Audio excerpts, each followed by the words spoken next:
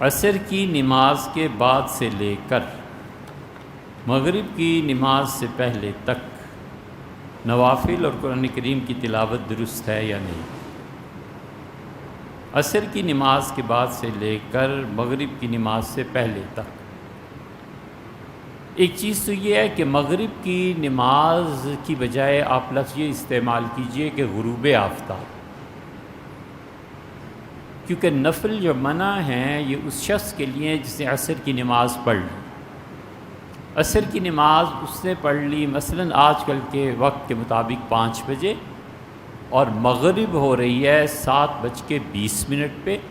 تو جو 1 گھنٹہ 20 منٹ ہیں یہ اس شخص کے لیے نفل پڑھنا منع۔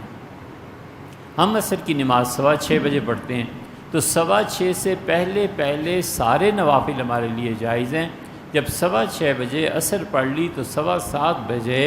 جو مغرب ہوگی اس تک نفل نہیں پڑھے جا سکتے، غروب آفتاب تک نہیں پڑھے جا سکتے۔ ایک چیز امید ہے وضاحت ہو گئی ہوگی۔ یہ ہر شخص پہ اپنا ڈیپینڈ کرتا ہے کہ اس نے عصر کس وقت پڑھی ہے۔ مثلاً ایک آدمی نے عصر کی نماز فرض کیجئے 7:10 پہ پڑھی، ابھی 10 منٹ باقی ہیں سورج کے ڈوبنے میں، ان 10 منٹ میں وہ نفل نہیں پڑھ سکتا، جبکہ 7:05 تک وہ نفل پڑھ سکتا تھا۔ وہ 7:05 پہ بھی نفل نہیں پڑھ سکتا تھا، 7:05 پہ نفل پڑھ سکتا تھا، کیونکہ اس نے ظہر کے بعد بھی عصر نہیں پڑھی تھی، تو عصر اس نے پڑھی ہے 7:05 پہ، 7:10 پہ، غروب میں بھی 10 منٹ باقی ہیں، تو یہ 10 منٹ اس کے لیے منع ہے، پیچھے اس کے لیے منع نہیں ہے۔ دوسرا مسئلہ یہ سمجھنا چاہیے کہ اصل سورج کا ڈوبنا ہے۔ ایک آدمی مثلاً سورج ڈوبا 7:45، 7:30 سمجھ لیں، اب 7:30 سورج ڈوبتا ہے اور مغرب پڑتا ہے 7:45 بجے، یہ درمیان کے جو 15 منٹ ہیں، ان 15 منٹ میں وہ نفل پڑھ سکتا ہے، اگرچہ مکروہ ہیں اس کے لیے۔ اسے چاہیے کہ فرض نماز پہلے پڑھے، اسے چاہیے کہ مغرب کے فرض ادا کرے، لیکن نہیں کی کوئی وجہ، تو اس نے یہ جو 15 منٹ ہے نا، اس کے لیے نماز پڑھنے کا وقت مباح ہو گیا۔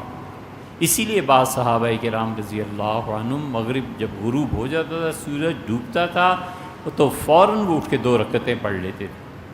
حنفی فقہا اس لیے اسے منع کرتے ہیں کہ وہ کہتے ہیں کہ صحابہ رضی اللہ عنہ کا اپنا انفرادی عمل تھا، یقیناً ہم اسے مانتے ہیں، لیکن اگر ہم اس طرح اوپن کر دیں تو مغرب کی نماز میں تاخیر ہو جائے گی۔